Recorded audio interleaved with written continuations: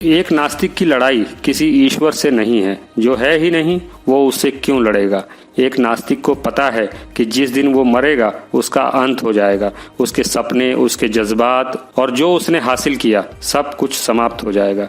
एक नास्तिक को जीवन का मोल मालूम है, इसलिए वो हमेशा जीवन को उत्कृष्ट बनाने का जतन करता है।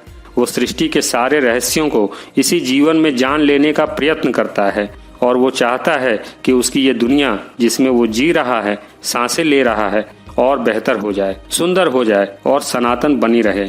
इसलिए एक नास्तिक हमेशा प्रकृति को मानवता के अनुकूल बनाने की जद्दोजहद करता है। वो चाहता है शोषण का अंत हो, पाखंडवाद का नाश हो, इंसानियत कायम हो, हैवानियत बाकी ना रहे, मुस्कुराहटें हों चारों ओर और उदासियां भी समाप्त हो जाएं।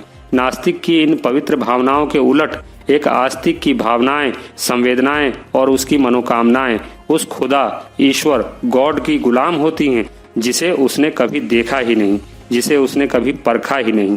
धार्मिक गिरोहों के चक्रव्यूह में फंसे एक आस्तिक को भरोसा है कि जिस दिन वो मरेगा उस दिन उसकी आत्मा बाहर निकलेगी और परमात्मा की ओर प्रस्थान कर देगी और उसे फिर से नया जीवन मिलेगा जो उसके पिछले जन्मों के कर्म फल पर आधारित होगा, या उसे तिरछी नजरों वाली 72 हूरें मिलेंगी जो उसे शराब से नहलाएंगी। एक आस्तिक के लिए ये दुनिया एक कैदखाना है जिससे निकलकर उसे उस नई दुनिया तक का सफर करना है जहां उसके लिए कोई काम ना होगा।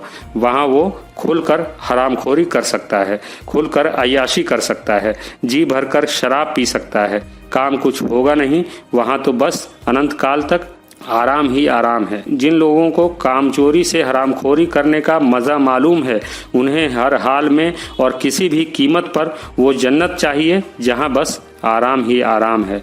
न कमाने की टेंशन, न खाने की फिक्र, बस ऐश ही ऐश।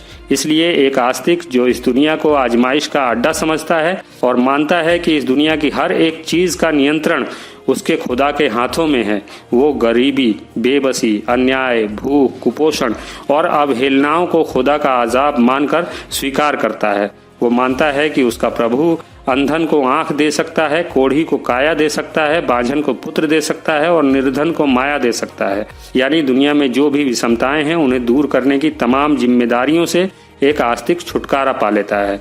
अब चाहे कोई भूख से तड़पता रहे, कोई सड़कों पर भटकता रहे, कोई चिलचिलाती धूप में 2 बूंद पानी की आस में मीलों का सफर करे, कोई गंदगी में अपनी जिंदगी घसीटता फिरे, कोई 2 जून की रोटी के लिए बिलखता फिरे, कोई बाढ़ से मरे या बीमारी से, कोई आतंक से मरे या लाचारी से, इन ईश्वरवादियों को कोई फर्क नहीं पड़ता, क्योंकि सब प्रभु की माया है, सब खुदा की नौटंकी है।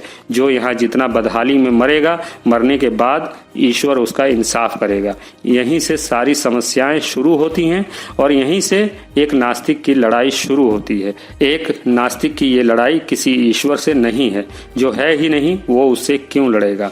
समाज की तमाम विषमताएं आस्तिकों की सड़ी हुई मानसिकता से ही तैयार हुई है और वो इस भयंकर त्रासदी को खुदा का इंसाफ मानकर कभी भी कुछ भी बदलने की कोशिश नहीं करता।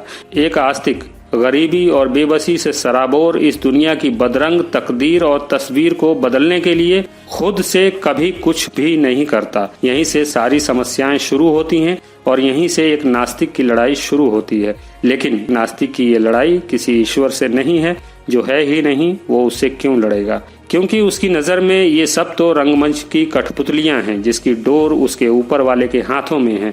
तब वो किसी उदास आंखों के मर्म को क्यों जाने, किसी रोती हुई आंखों को क्यों पोछे, किसी लाचार कंधों का सहारा क्यों बने, किसी बुझते हुए दिए को वो रोशन क्यों करे। हजारों मील भटकते हुए मासूम बचपन के लिए वो 2 कदम भी क्यों चले। एक आस्तिक का पूरा जीवन ख्याली किताबों के खोखले पन्नों से आगे नहीं बढ़ पाता। वो जब भी इन किताबों पर शक करता है, खतरनाक गिरोहों के कान खड़े हो जाते हैं और वे उस नादान आस्तिक के सामने जहालत की दीवार बनकर खड़े हो जाते हैं। जिन्हें अगला जन्म सुधारना है, उन्हें इस दुनिया से जल्द छुटकारे की आस है, जिन्हें जन्नत जाना है, उनके लिए भी ये जन्म, ये जीवन, ये दुनिया सब बोझ है। लेकिन इस बोझ को त्यागने को कोई तैयार नहीं। मतलब दोनों हाथों में लड्डू चाहिए, यहाँ भी वहाँ भी, इस जन्म में भी और मरने के बाद भी। लेकिन इस दुनिया को बेहतर बनाने की कोई योजना इन आस्तिकों के पास नहीं है। इस दुनिया की सारी विषमताएं, परेशानियां, भूख, शोषण, कुपोषण और अन्याय सब ईश्वरवादियों की वजह से ही है। नास्तिकों ने हमेशा हर युग में इन धार्मिक गिरोहों द्वारा फैलाई गंदगी ही साफ की है। इनके द्वारा बर्बाद की गई दुनिया को हर युग में नास्तिकों ने ही संवारा है, सजाया है। इसलिए आज की दुनिया पर पहला हक नास्तिकों का ही है। आस्तिकों ने हमेशा कल्पना के घोड़े ही दौड़ाए हैं। स्वर्ग, नर्क, ईश्वर, अल्लाह, गॉड, यहोवा, भूत, पिशाच, आसमानी किताबें, रोजा, नमाज, व्रत, त्योहार, जादू, टोना, रोना, धोना, झूठ, लूट और पाखंड, मूर्ख बनाए रखने के षड्यंत्र।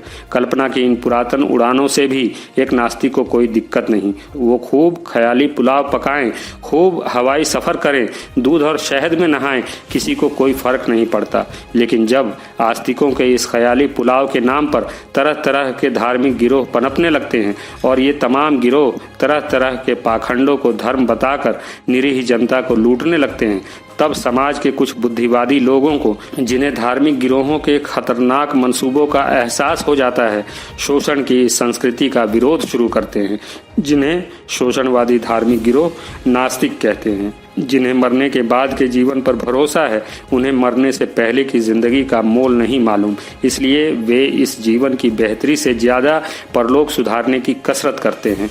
यहीं से सारी समस्याएं शुरू होती हैं और यहीं से एक नास्तिक की लड़ाई शुरू होती है। लेकिन एक नास्तिक की ये लड़ाई किसी ईश्वर से नहीं है। जो है ही नहीं, वो उससे क्यों लड़ेगा। आपको हमारा यह वीडियो कैसा लगा कमेंट बॉक्स में जरूर बताएं और हमारे इस चैनल को सब्सक्राइब जरूर करें। सदियों से फैलाए गए अंधविश्वास और कुरीतियों के विरुद्ध वैज्ञानिक चिंतन के साथ खड़ा यह चैनल दुनिया को समझने का आपका नजरिया बदल देगा। धन्यवाद।